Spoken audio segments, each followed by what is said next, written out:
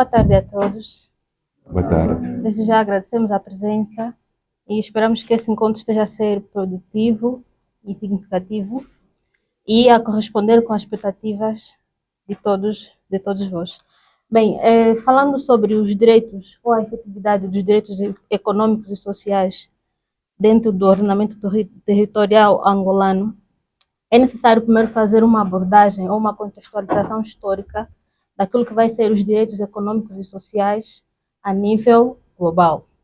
Então, eu iria começar por fazer uma introdução olhando para os aspectos que levaram o universo ou o mundo a promover ou a efetivar os direitos em cada estado de forma eficaz. Então, vou começar então por fazer uma abordagem em torno daquilo que vai ser a Revolução Industrial. Quando se damos ou seja, quando se dá o momento da Revolução Industrial, vamos evidenciar que faz-se a substituição do trabalho manufaturado para o trabalho maquinofaturado. Posteriormente, esses operários passam a ter trabalhos excessivos e remuneração não satisfatória.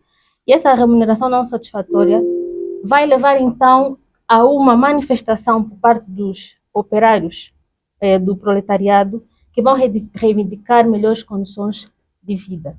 Após uma reivindicação, ou seja, estes fatores tiveram mudanças dentro do Estado destes países que estavam a viver já a Revolução Industrial. Posteriormente, podemos também fazer uma abordagem em torno daquilo que vai ser a Revolução Francesa. Todo mundo, acredito que já ouviu falar da Revolução Francesa, que vai ser a mudança ou a luta de melhores condições de vida dentro do Estado francês. E neste contexto, vai-se lutar ou procurar-se ter, então, melhorias para a igualdade, fraternidade e melhores condições de vida dentro do espaço. E também tiveram repercussão em torno de outros contextos políticos ou territoriais. E deu luzes também para que se pudessem lutar e buscar melhores condições.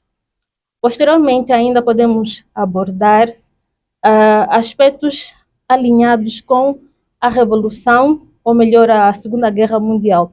Quando se dá o fim da Segunda Guerra Mundial, surge então a necessidade de se criar, de se criar as Nações Unidas, que vai criar então a Declaração Universal dos Direitos Humanos.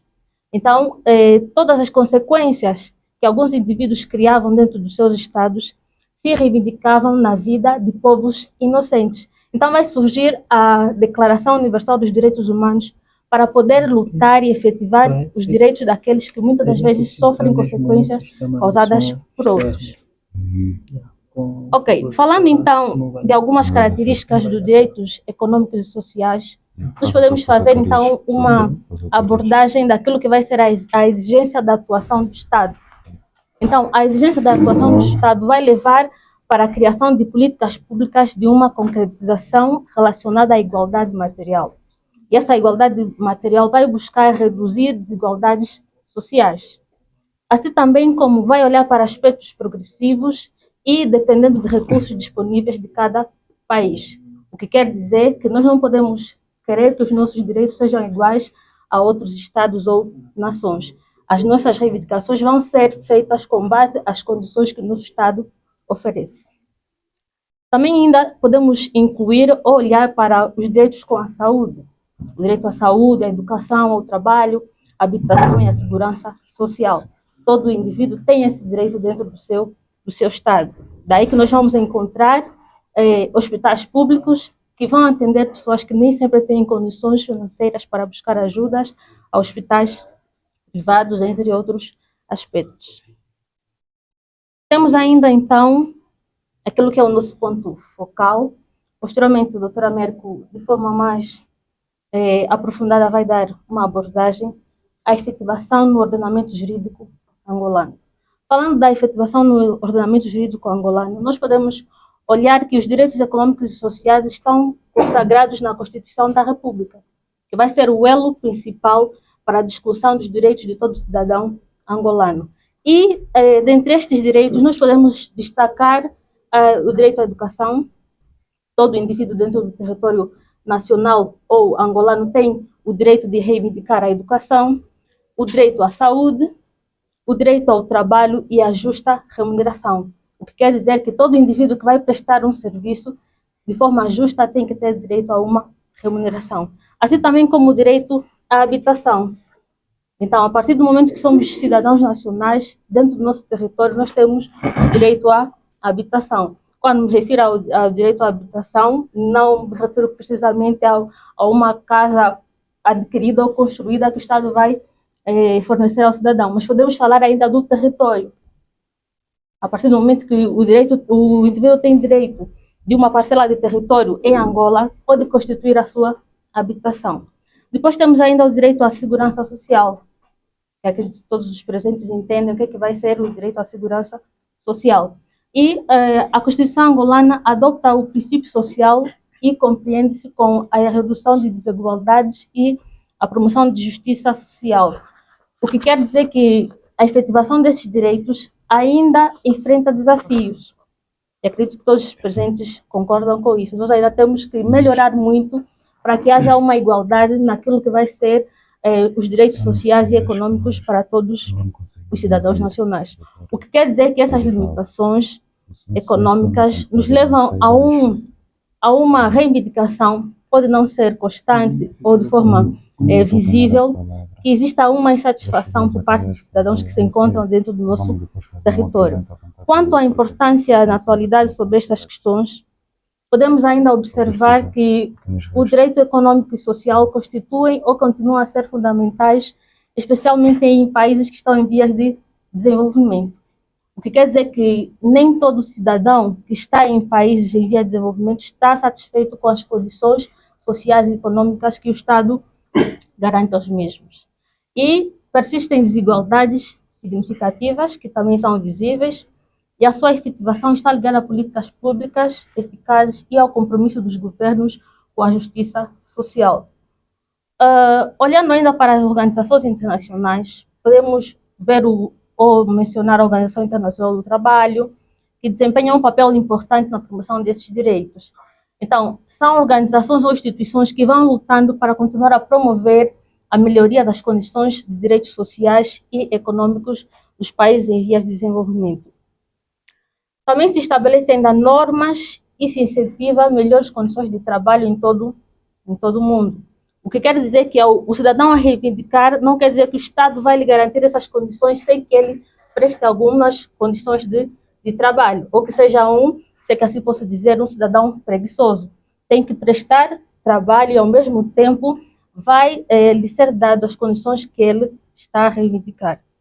De forma conclusiva, nós podemos dizer que os direitos sociais e econômicos representam um avanço significativo na produção ou na proteção da dignidade humana. E ao reconhecer a liberdade plena, quando acompanhada de condições materiais adequadas, seu surgimento está diretamente ligado a transformações históricas provocadas pela industrialização e revoluções políticas e lutas sociais. Em Angola, esses direitos ainda se encontram respaldados de forma constitucional. Entretanto, embora a sua plena regularização ainda dependa de esforços políticos do Estado e da sociedade, tem que se fazer ainda muito trabalho para que seja efetiva estes direitos dentro do nosso território. Obrigada, vou passar agora a palavra ao... Desde logo agradecer a presença de todos, elogiar a oficina de filosofia pela iniciativa e também pelo convite nesse espaço de interação, nesse espaço de partilha de conhecimento. Vou passar para o... A contextualização histórica. Estava a dizer que a doutora Helena já fez a contextualização histórica, portanto, dos direitos econômicos, sociais e culturais. Mas deixa eu sublinhar uma situação. Só espero que o presidente, né, o presidente Dr. Hervé Dose, que nos antecedeu, não seja uma espécie de Nagrelha, não é? Estamos bem lembrados do Nagrelha, que depois dele atuar, ninguém mais atuava, portanto, o show perdia assim um certo interesse pelo show, espero bem que não. Mas deixa-me só dizer que Do ponto de vista dogmático, e temos aqui a maioria são juristas, mas ainda assim deixa recordar que os direitos fundamentais são a positivação dos direitos humanos na Constituição dos Estados. De salientar que os direitos humanos são aqueles direitos de caráter universal, inviolável, intransmissíveis, que todos os seres humanos são dotados baseados na dignidade da pessoa humana. Deixa-me aqui também enquadrar que, do ponto de vista histórico e dogmático, os direitos fundamentais e humanos, eles são agrupados em 3 gerações, sendo que a primeira geração são os direitos políticos e civis. Estes direitos surgem com a Revolução Francesa de 1789. Depois temos a segunda geração, que são os direitos econômicos, sociais e culturais, e surgem fundamentalmente após a Segunda Grande Guerra Mundial. E hoje fala-se em direitos de terceira geração, que são os direitos de solidariedade. Ora, os direitos econômicos e sociais, diferentemente dos direitos de primeira geração, que são direitos que têm um conteúdo negativo, e até dissemos, é um direito em que se exige ao Estado que não se meta na vida dos cidadãos. De que maneira? Por exemplo, os direitos de liberdade de expressão, liberdade de participação na vida política.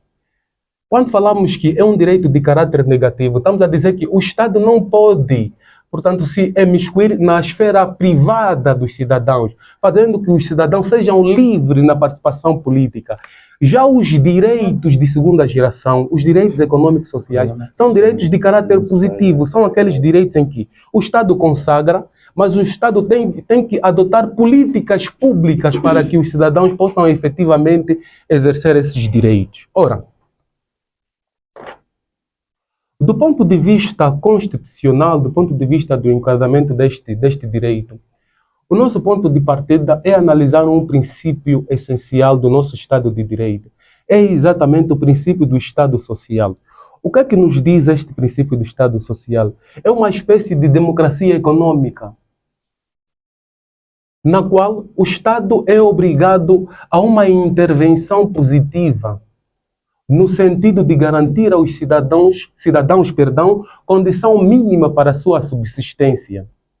Aqui falamos do direito à habitação, direito ao trabalho, direito à saúde, direito à educação e outros tantos direitos. Ora,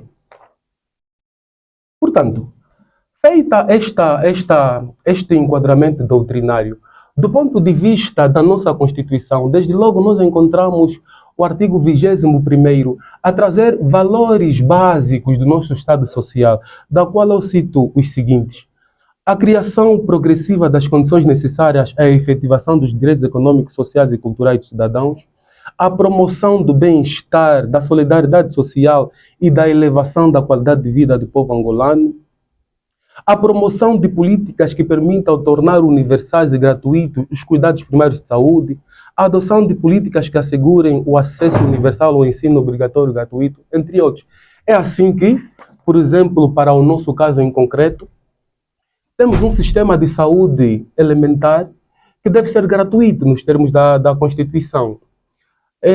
Do ponto de vista da educação, temos um sistema de educação primário que também é gratuito, nos termos, primeiramente, da Lei 13/2021 e com a reforma que esta lei sofreu. Ora, quando falamos ainda também do princípio do Estado Social, devemos falar da intervenção do Estado na economia. Por quê?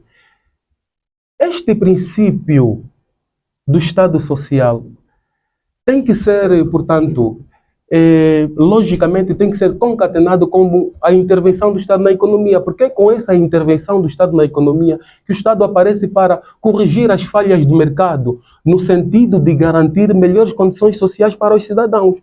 Mas o Estado não pode intervir de qualquer maneira na economia, tem que obedecer a algumas espécies de subprincípios que eu cito aqui, nomeadamente o princípio da livre iniciativa econômica empresarial, o princípio da economia de mercado, o princípio do respeito e proteção da propriedade privada, o princípio da redução das assimetrias regionais e desigualdades sociais, entre outros.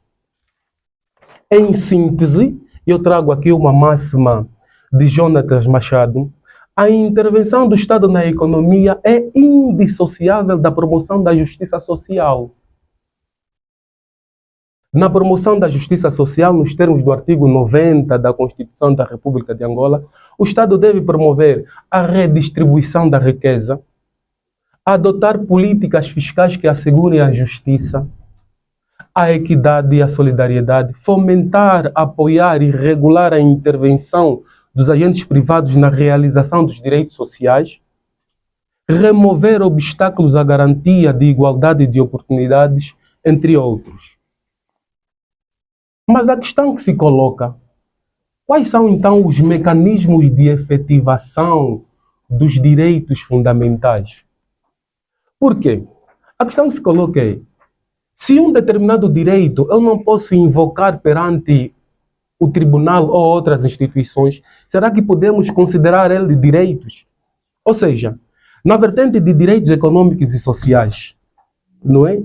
Na qual o Estado deve criar políticas públicas para a sua efetivação. Será que, por exemplo, determinado cidadão que não tenha emprego, determinado cidadão que não tenha habitação, pode demandar o Estado na pessoa, por exemplo, da administração municipal, do governo provincial, no sentido de que se eu tenho direito à habitação e isto é uma prestação positiva do Estado, posso intentar uma ação judicial para que o tribunal condene a administração municipal para que me conceda uma casa na centralidade da Quelemba, por exemplo? O nosso filho, por exemplo, não tem acesso ao ensino primário, não é? Que é gratuito. Portanto, o cidadão não conseguindo matricular o seu filho no subsistema do ensino primário, pode efetivamente demandar uma ação no tribunal para que no final do dia o tribunal condene a administração a colocar esse cidadão a estudar? Bom, do ponto de vista da nossa realidade, do nosso ordenamento jurídico, bom, os mecanismos e instrumentos de efetivação dos direitos aqui aludidos, primeiro temos as políticas públicas e orçamento. O Estado deve utilizar o Orçamento Geral do Estado como o principal instrumento para a efetivação dos direitos fundamentais. Este é o primeiro ponto. Depois temos a tutela jurisdicional efetiva. Para responder positivamente, quer dizer, do ponto de vista constitucional, nos termos do artigo 29, garante o acesso ao direito e aos tribunais, assegurando que a insuficiência de meios econômicos não impeça a defesa dos direitos legalmente protegidos. Bom, de uma interpretação que se pode fazer da nossa Constituição no seu todo, é possível sim demandar o Estado. E depois temos a fiscalização constitucional. Aqui o Tribunal Constitucional tem a competência de fiscalizar a conformidade das leis e atos de Estado com os preceitos constitucionais relativos aos direitos sociais. Se calhar perguntamos como. O Tribunal Constitucional não é um tribunal que age oficiosamente. Não age ex officio. É um tribunal que tem que ser provocado.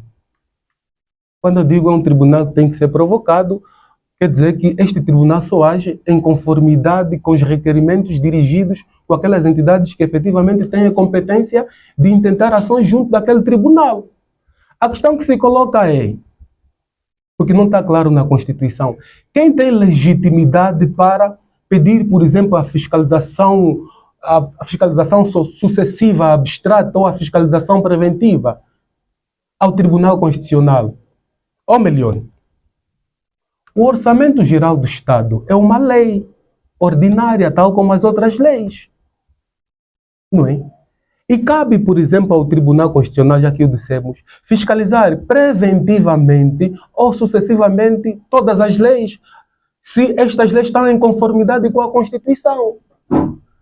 Até onde nós sabemos, sendo o Orçamento Geral do Estado uma lei, nunca nem a Assembleia Nacional, nem o titular do Poder Executivo submeteu o Orçamento Geral do Estado ao Tribunal Constitucional para apreciar se, no que toca aos direitos sociais, econômicos e culturais, este orçamento está em conformidade com a Constituição. Por quê? Porque as normas que prevêem os direitos sociais são normas programáticas.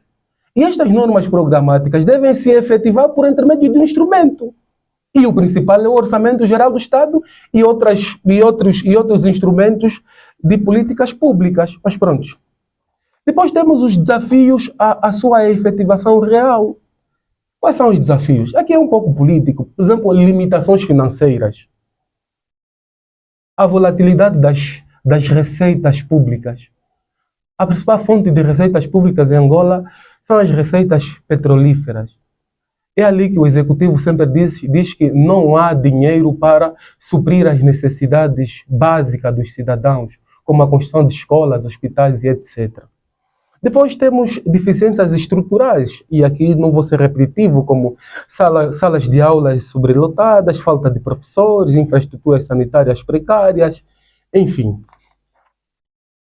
Depois fala-se em fatores históricos, também não vou aqui aludir, a guerra, portanto, a corrupção desenfreada e tudo mais. Agora, do ponto de vista doutrinário, o que é que o direito comparado nos diz relativamente à efetivação dos direitos econômicos sociais? Há um conceito que usa-se muito na doutrina brasileira, que é a reserva do possível. Autores como Robert Alex e, no nosso caso, Adérito Correia, discutem o limite da efetivação destes direitos. O Estado muitas vezes alega a falta de recursos financeiros para não cumprir direitos sociais. No entanto, a doutrina encontra contra-argumento com o conceito de mínimo existencial. O mínimo existencial. O mínimo existencial nos diz que, pese embora o Estado reclame a falta de recursos, a insuficiência de recursos, ainda assim, no que toca ao orçamento geral do Estado, tem de existir um mínimo. E ao nível dos acordos internacionais, o mínimo que os Estados devem garantir para a área social são 15%. São 15%. E, agora estou recordado, analisando o exercício dos orçamentos gerais do Estado anteriores, estou a me referir de 2002, 2013, 2024, eles giram em volta de 7 e 8%. Orçamento destinados à área social, nomeadamente saúde e educação, gira em torno de 7 e 8%. Mas depois, no relatório de execução do Orçamento Geral do Estado, nós vemos que mesmo estes 8%, no relatório de efetivação, não chega aos 70% a 80%. Significa, na prática, que há de facto um desfazamento relativamente a isto. Depois temos ainda no que toca à doutrina relativa aos direitos sociais, a cláusula do não retrocesso social. O que é isso de cláusula do não retrocesso social? Ora, se num determinado Estado já se implementou políticas públicas tendentes à efetivação de direitos econômicos e sociais, não pode, uma vez que aquilo é um ganho para os cidadãos, é um ganho para a sociedade, num orçamento posterior, termos, por exemplo, falei de 15%, e o nosso Estado tem, portanto, colocado 7 e 8% para a área social. Não podemos ter um orçamento que preveja menos destes 8%. Sob pena de violar a cláusula do não retrocesso social. Depois, e não menos importante, por último, temos a justiciabilidade. O que é isso, a justiciabilidade? Aqui no nosso caso não encontramos muito, já disse anteriormente, nunca provocou-se o Tribunal Constitucional para uma fiscalização do Orçamento Geral do Estado, se ele efetivamente garante, passa a redundância, a efetivação dos direitos sociais. Mas, por exemplo, em Portugal, no que toca ao Serviço Nacional de Saúde, já foi instado o Tribunal Constitucional e instou o governo, num determinado orçamento, estou lembrado, penso que foi no governo do primeiro-ministro José Sócrates, a retificar a proposta do Orçamento Geral do Estado, porque reduzia a previsão financeira para a saúde, se comparado com o exercício econômico anterior.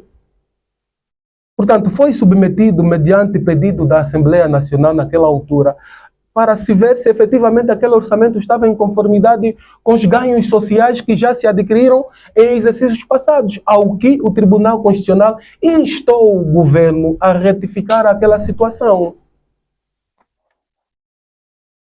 Portanto, de resto, e para não me alongar muito, eu lanço o repto para tudo que eu tenho aqui e que não disse, programas sociais, por exemplo, no que toca ao nosso ordenamento jurídico, temos vários programas sociais relevantes no domínio dos direitos sociais. Quando eu estive a preparar isso, vi que em Angola, até o ano 2026, temos cerca de 36 programas sociais ativos que visam mitigar a pobreza e promover a empregabilidade, do qual se destacam o Plano de Ação para a Promoção da Empregabilidade, o PAP, o PRETER, que é o Programa de Reconversão da Economia Informal, que muitos dizem é mais uma forma do Estado controlar a economia informal e arrecadar de forma injusta receitas por intermédio do imposto.